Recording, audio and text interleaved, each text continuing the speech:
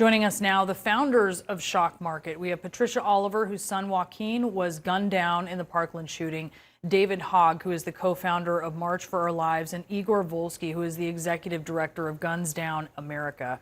Patricia, first to you. We were expecting to have your husband this morning. Your husband, we now know, is on top of a crane near the White House. What can you tell us about what is going on? And presumably he is expecting to be arrested.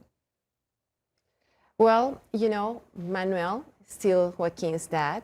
He's representing Joaquin in a way to be heard. And since we were in the White House in December expecting being seen by Joe Biden, our president, and he didn't receive us, so we had to find a way to send a message. And today is a special day because sadly it's our 4th year without Joaquin. I know Manny, as you mentioned, was trying to get a meeting with President Biden. He spent 15 days waiting, in a way having his own vigil, and it wasn't answered.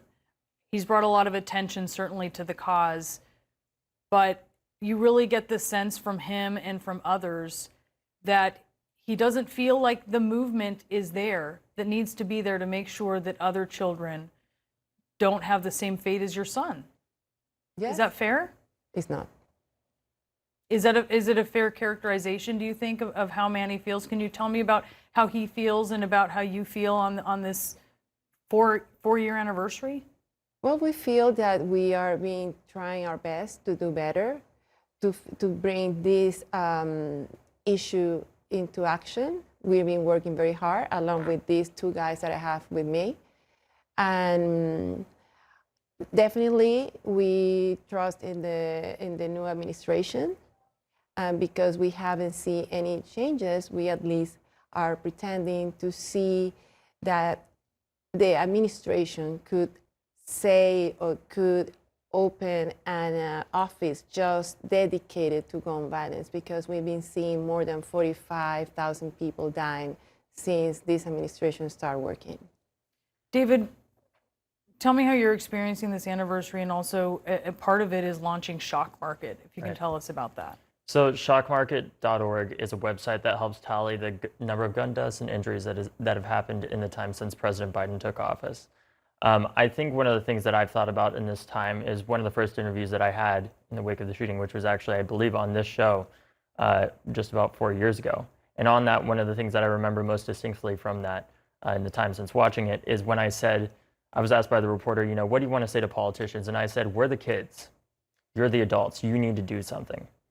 It's 4 years later, and I'm 21 years old, and I'm an adult.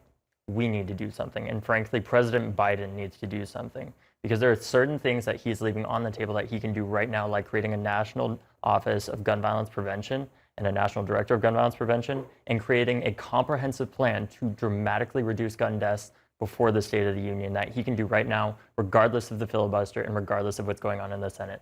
So, Igor, why isn't that happening, do you think? I don't know. You have to ask the president, you have to ask this administration, because as you know, they ran one of the most comprehensive plans to reduce gun violence. President Biden made personal promises to Patricia, to Manuel, to David, that this would be a top priority for him. And the fact that they haven't done everything and anything in their power is unacceptable, absolutely unacceptable. He did make some big promises on the campaign trail. Let's listen. I made a commitment, and I mean it.